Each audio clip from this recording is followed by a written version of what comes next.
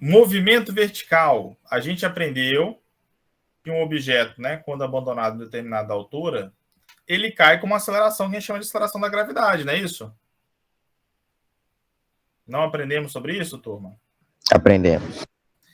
A aceleração da gravidade, né? Então, para qualquer objeto, todos os objetos estão submetidos à aceleração da gravidade, né? Que tem a ver com o campo gravitacional da Terra e tal.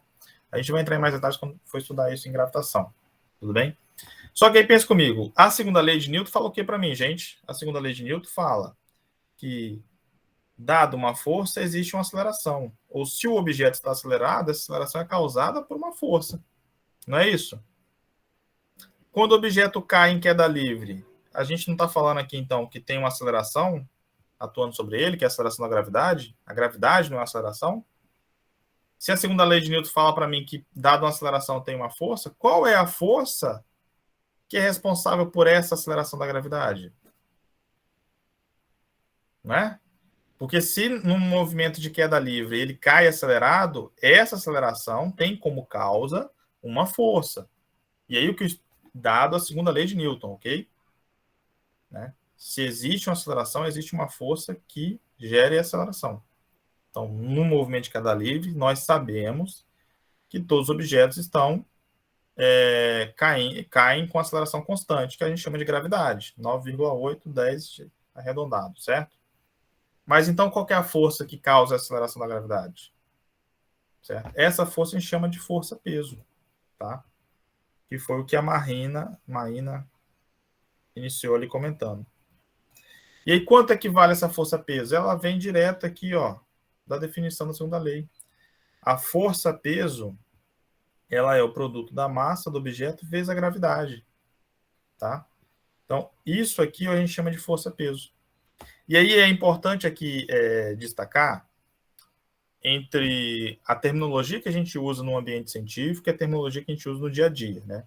Quando você vai ali na farmácia pesar o seu corpo, né, ou quando alguém quer saber a sua massa, né? Às vezes é uma pergunta incômoda, né? Você vai perguntar assim, né? Qual que é o seu peso? Você fala, peso 70 quilogramas, né? Peso 80 quilogramas, 90 quilogramas. Só que tá errado, né? Quando você fala, na verdade, se você tem uma massa de 60 quilogramas, isso vai resultar num peso de quanto? Vamos considerar que a gravidade seja 10, tá? 10 metros por quadrado. 600 newtons. 600 newtons. Okay? Então, no meio científico, há uma distinção entre massa e peso. Então, você não pode falar assim, aquele objeto ali pesa 60 quilogramas. Está errado. Aquele objeto pesa 600 newtons. Se você quer se referir à massa, tem que falar. Então, a massa daquele objeto é de 60 quilogramas. No dia a dia, a gente não faz diferença, não tem problema. Mas se você for fazer uma apresentação de um trabalho, né, em algum congresso, seminário, num meio acadêmico, é importante que você tenha cuidado para essa distinção. Tudo bem, turma? E aí, ó, um comentário aqui, né? A gravidade aqui na Terra é em torno disso aí, 10 metros por segundo quadrado. Na Lua, o valor não é exatamente esse, mas chega a ser a metade, né? O valor acho que é 4,6. Quer ver? Vamos botar aqui no Google, deixa eu olhar aqui, só para ter uma ideia, né? Gravidade na Lua. Gravidade na Lua. É por isso que tem aqueles memezinhos falando que eu não tenho peso grande, assim, eu só tô em um planeta diferente, um lugar diferente. Isso aí, garota. A menina antenada, né? A gravidade na Lua é 1,6. 1,62 metros por segundo quadrado. Essa é a gravidade da Lua. A gravidade em Marte. A gravidade em Marte é de 3,72 metros por segundo quadrado. Então, calcula o peso aqui. Qual que é o peso de uma pessoa de 60 quilogramas na Lua? Esse aqui é o peso na Terra, o peso na Lua.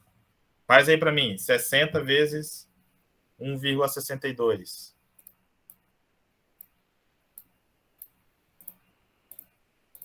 Ninguém vai fazer? Fiz aqui, ó, 97,2 newtons. Valeu. Em Marte, qual que é o peso de uma pessoa de 60 quilogramas em Marte? Qual é a gravidade lá, professor? Tá aí, ó, botei na tela, 3,7. 223,2.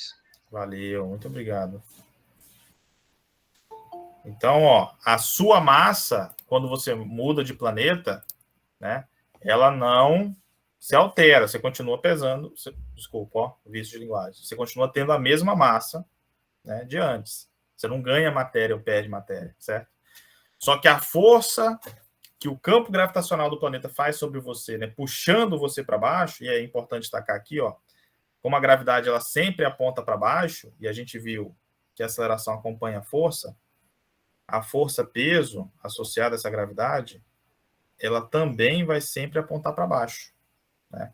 Então, para o objeto cair em queda livre, significa que então, tem uma força empurrando ele para baixo, empurrando ele para o centro da Terra. Tudo bem? Então, na Terra, uma pessoa de 60 kg vai ter uma força atuando sobre ele de 600 newtons apontando para baixo. Na Lua, uma força de 97 newtons apontando para baixo. E em Marte, uma força de 223 newtons apontando para baixo. Aí eu vou perguntar para vocês, intuitivamente, né, sem fazer conta, o cara que vai dar um pulo, né, vai dar um salto, aonde que ele vai conseguir ter a altura maior? Na Terra, na Lua ou em Marte? Na Lua. Na Lua. Por quê? Porque o peso é menor. Porque o peso, né, a força-peso que está puxando ele para baixo, para o centro do planeta, é menor. Logo, vamos supor que ele vai saltar, ele faz uma força de 500 newtons. A resultante maior vai ser o quê? Né? Na Lua. Quando ele salta, né, ele faz uma força para cima. Né? E o peso aponta sempre para baixo. Então, o resultante disso vai ser uma subtração. Né? Como esse vetor aqui é pequeno, é menor na Lua, logo o resultante vai ser maior lá também. Tá claro, gente? Tá claro, professor. Perfeito. Então, isso aqui, eu encerro a discussão, né, a apresentação da segunda lei de Newton, tudo bem? E aí, para o nosso próximo encontro, a gente vai falar da terceira lei de Newton, tá?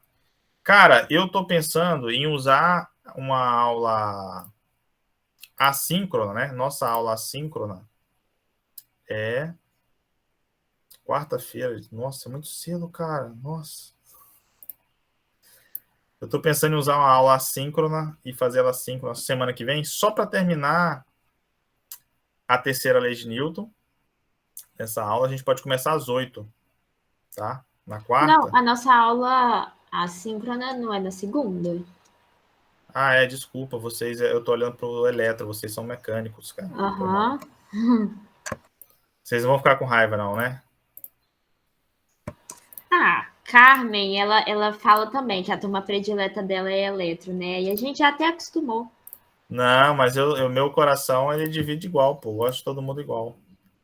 Aham. Epa, chegou correspondência aqui. Pera aí, galera, eu vou encerrar com vocês, mas aí eu vou deixar avisado. Vamos deixar combinado, então, segunda-feira, 10h50, a gente vai ter um momento síncrono, só para poder fechar essa terceira lei de Newton.